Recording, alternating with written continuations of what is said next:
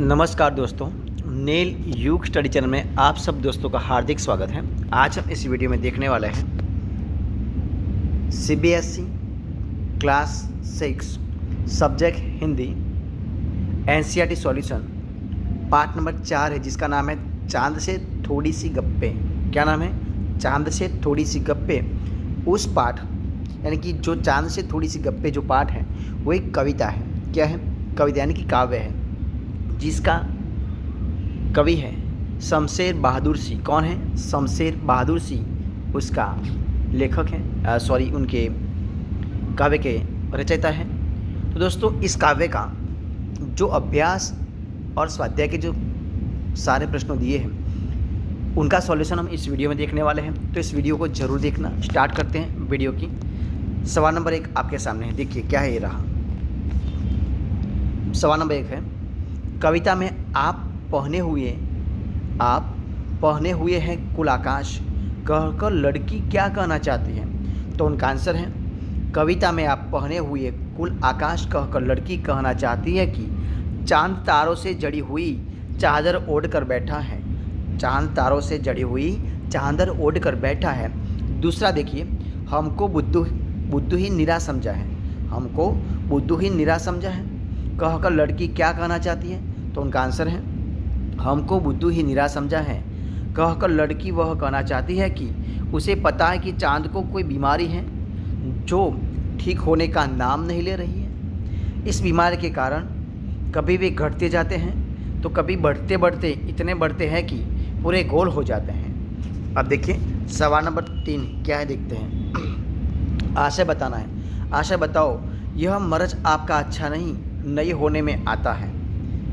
देखिए उनका आंसर है, कवि श्री शमशेर बहादुर सी प्रस्तुत पंक्ति द्वारा यह कहना चाहते हैं कि उसे पता है कि चांद को कोई बीमारी है जो ठीक होने का नाम नहीं ले रही है। इस बीमारी के कारण कभी भी घटते जाते हैं तो कभी बढ़ते बढ़ते इतने बढ़ते हैं कि पूरे गोल हो जाते हैं। अब देखिए सवाल नंबर 4, देखिए क्या है। कवि ने चांद से गप्पे किस दिन लगाई होंगी? इस कविता में आई बातों की मदद से अनुमान लगाओ और इसके कारण भी बताओ। 3 कारण: पूर्णिमा, अष्टमी से पूर्णिमा के बीच, प्रथमा से अष्टमी के बीच। अब देखिए क्या है, तो उनका आंसर आपके सामने है। गोल में है खूब मगर आप तिरछे नज़र आते हैं जरा, अर्थात चांद की गोलाई थोड़ी सी तिरछी है, यानी पूर्णिमा होने में 1 या 2 दिन बाकी है। कवि की उपयुक्त पंक्ति के आधार पर हम कह सकते हैं कि कवि ने चांद से गप्पे अष्टमी के दिन लगाई होंगी। अब देखिए सवाल नंबर 5, देखिए क्या है सवाल। नई कविता में तुक या छंद की बजाय बिंब का प्रयोग अधिक होता है। बिंब वह तस्वीर होती है जो शब्दों को पढ़ते समय हमारे मन में उभरती है।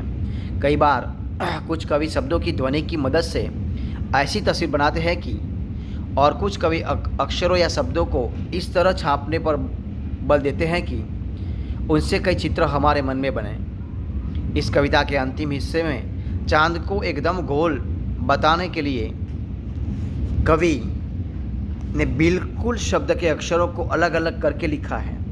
तुम इस कविता के और किन शब्दों को चित्र की आकृति देना चाहोगे?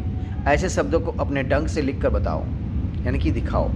उत्तर: गोल, तिरछे, बिल्कुल इस तरह। ठीक है। अब देखिए भाषा की बात करते हैं। तो दोस्तों भाषा की बात करते हैं। चांद संज्ञा है, चांदनी रात में चांदनी विशेषण है। नीचे दिए गए विशेषणों को ध्यान से देखो और बताओ कि कौन सा प्रत्यय जुड़ने पर विशेषण बन रहे हैं। इन विशेषणों के लिए एक एक उपयुक्त संज्ञा भी लिखो। गुलाबी पगड़ी, मखमली घास, कीमती गहने, ठंडी रात, जंगली फूल, कश्मीरी बाशिया, ये सब। अब देखिए उत्तर देखते हैं। देखिए क्या उत्तर आपके सामने है। देखिए क्या है, विशेषण और प्रत्यय और एक और संज्ञा शब्द। तो गुलाबी तो ई प्रत्यय, गुलाबी साड़ी। मखमल तो ई, मखमली तो ई, मखमली कालीन। कीमती तो ई, कीमती वस्त्र। ठंडी तो ई, ठंडी हवा। जंगली तो ई, जंगली जानवर। कश्मीरी तो ई, कश्मीरी पोशाक। इस तरह। अब देखिए सवाल नंबर 7, गोल मटोल गोरा जिट्ठा कविता में आए शब्दों के इन जोड़ों में अंतर यह है कि चिट्ठा का अर्थ सफ़ेद है और गोरा से मिलता जुलता है, जबकि मटोल अपने आप में कोई शब्द नहीं है। यह शब्द मोटा से बना है।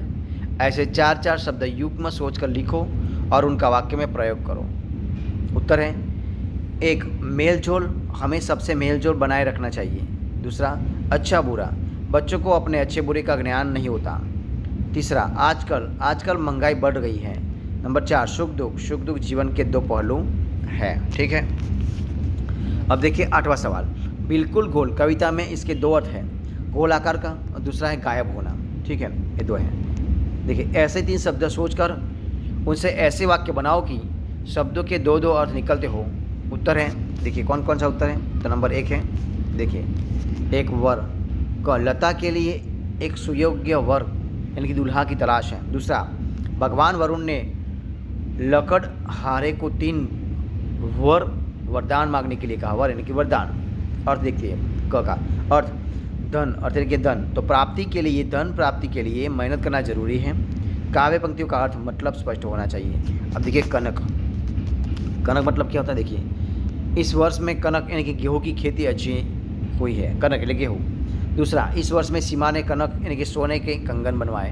कनक का 2 असर होता है, गेहूँ भी होता है, सोने भी होता है। ठीक है, इस प्रकार। और इधर देखिए क्या होता है, अर्थ तो धन भी होता है और अर्थ मतलब भी होता है। इस प्रकार सभी में होता है। देखो दूल्हा तो वर भी होता है और वर तो वरदान भी होता है। वर तो वरदान, वर तो दूल्हा भी होता है, इस तरह। ठीक है, अब देखिए सवाल नंबर 9। जो कि चूँकि हालांकि कविता की जिन पंक्तियों में ये शब्द आए हैं उन्हें ध्यान से पढ़ो। ये शब्द 2 वाक्यों को छोड़ने का काम करते हैं। इन शब्दों का प्रयोग करते हुए 2-2 वाक्य बनाओ। अब देखिए उत्तर आपके सामने, देखिए क्या है। उत्तर है जौ की, नीम का तेल जौ की गंध व स्वाद में कड़वा होता है। प्रथम श्रेणी का कीटाणु नाशक होता है। यह एक लड़के की कहानी है जिसका नाम मोहन है, जो कि दिल्ली में आया था। दूसरा, चूँकि प्रश्न कठिन है इसलिए मैं उत्तर नहीं लिख पाया। चूँकि आज तेज़ बारिश थी इसलिए मैं आज स्कूल नहीं जा सका। हालांकि आज बारिश तेज़ है फिर भी मुझे काम पर जाना ही होगा। हालांकि मुझे तुम्हारा उत्तर पता है फिर भी मैं तुमसे सुनना ही चाहूँगा। ठीक है, अब देखिए सवाल नंबर 10। गपशप, गप्पबाजी। तो क्या इन शब्दों के अर्थ में अंतर है? तुम्हें क्या लगता है? लिखो।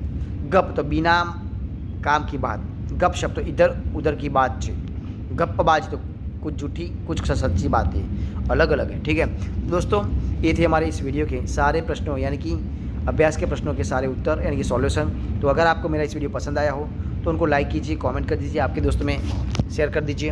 और लास्ट में अब तक आपने इस चैनल को सब्सक्राइब नहीं किया है तो उनको सब्सक्राइब करना मत भूलें। जो बगल में बेल आइकन दिया है उनको भी आपको प्रेस करना है, यानी कि जब भी कोई नया वीडियो इस चैनल में अपलोड हो तो सबसे पहले आपको वीडियो मिल सके और आप देख सकें। दोस्तों, इस वीडियो को फर्स्ट से अंत तक देखने के लिए आप सब दोस्तों का बहुत बहुत धन्यवाद करता हूँ।